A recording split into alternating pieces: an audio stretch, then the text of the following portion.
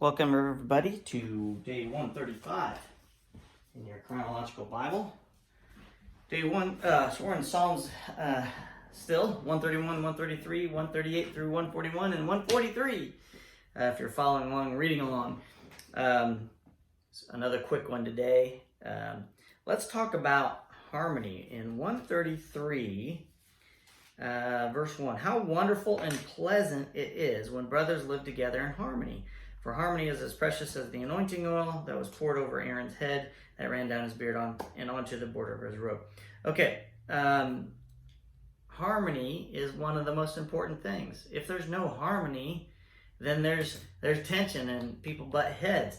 How do we reach that point of harmony? And that's being unfailing in our love and all merciful and all compassionate. And I'm guilty, and so are you, as I'm going to say at the end of this. So, but that's how we get to having harmony. It doesn't mean we sacrifice our ideals and our beliefs, and it definitely doesn't mean we allow evil and wickedness to go on without question. We are to question, we are to stand firm, and we are to speak out. Some crazy things happening in the world. But always crazy things happening in the world. But that's another discussion. Let's move on. I found this next part to be very interesting. Again, I've read this many times, and it just caught me off guard this time.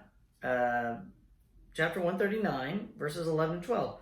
I could ask the darkness to hide me and the light around me to become night. Because, we want to hide from being found out. Oh my gosh, hoping nobody's watching. Oh gosh, thank the Lord that nobody can hear my thoughts. Well, He can. He knows your thoughts. He knows more about you than you know, and I'm about to expose you. And you don't want to be exposed. So the darkness and the light part, that was verse 11, verse 12. To you, the night shines as bright as day. Darkness and light are the same to you. Well, if God made them, so be it.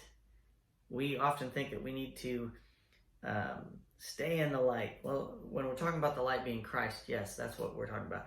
But it doesn't matter where we hide. God is there. Darkness and light, it doesn't matter to Him. So I look at that and I'm like, yeah, that just never caught my attention before. All right, so then you read on, 13 through 16, verses 13 through 16. Here we go.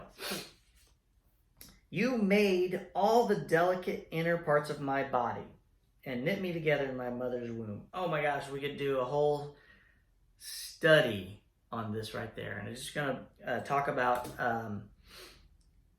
just DNA and how complex that is, and the all the different things that have to be put together in the right order for things to work.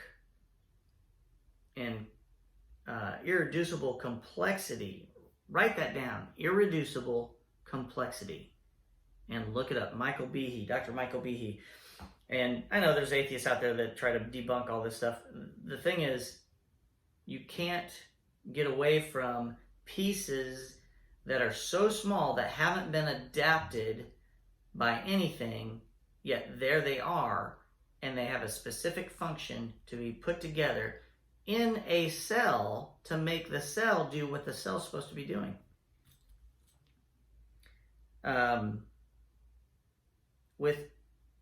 That means there's intelligence putting them together. You made all the delicate inner parts of my body and knit me together in my mother's womb. Thank you for making me so wonderfully complex. We aren't mud, okay? We are complex. Your workmanship is marvelous. How well I know it. This is crazy. David's saying this. David's saying this. How well I know. Are you crazy? They didn't have the things we have today. They didn't have microscopes. Even the worst microscope today is by far greater than any technology they had back then.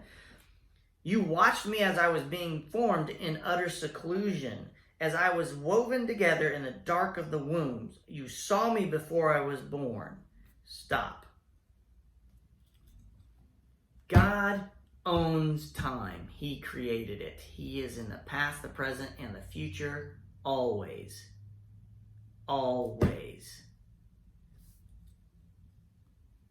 Our little watch runs our lives. It doesn't do anything to him. Okay? Abortion is murder. He knew us before we were born. He knitted us together in the mother's womb before our hearts even beat. Don't tell me that murdering little babies is okay in the mother's womb. Ask God what he thinks about that. Fools. Foolishness is what we've been learning about. Read on. Okay, so verse 15 again. You watched me as I was being formed in utter seclusion, as I was woven together in the dark of the womb. You saw me before I was born. Every day of my life was recorded in your book. Every moment was laid out. And listen to this. Before a single day had passed. Every day of your life and my life was recorded in a book that God has before the first day of creation. Before the first day had passed. Okay, maybe on the day of creation. Really, you're going to get technical now? Okay, that means if I could look at that book, I could see what I'm going to do tomorrow. And probably see what I'm thinking tomorrow. How awesome is that? If that's not enough to make you fear God, I don't know what else is. Oh, he knows your screw-ups. You can't hide. Darkness cannot hide you. And the last thing, there's two more things. Chapter 140, I'm going to do verse 4 and verse 12.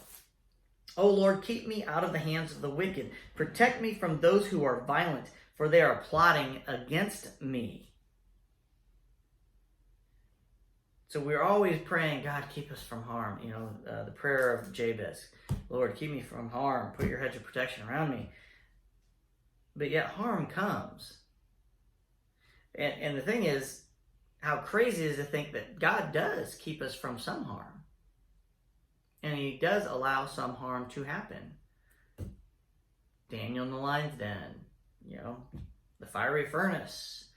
I'm going to keep mentioning those just because. Harm does happen. You might lose a child. You might lose a parent. You might lose your spouse. No, I don't like saying the word lose because we don't lose them. They just go to a different place that we will be. Okay? Now the verse 12. But I know the Lord will help those they persecute. He's talking about the Lord will help the people that the evil people persecute. He will help his people. He will give justice to the poor. Okay? So here's the point. He has us by his right hand. He's holding on to us. Okay? He allows bad things to happen. Not all bad things. He allows some bad things to happen. And he takes us through it. He has laid our lives out before him. He's written out so that we will become the people he wants us to be. It's so hard to trust that. Verse 143. I said I was going to expose you. Chapter 143, verse 2. Don't put your servant on trial, for no one is innocent before you. We are all guilty, but he wants to forgive us. That is day 135. See you tomorrow.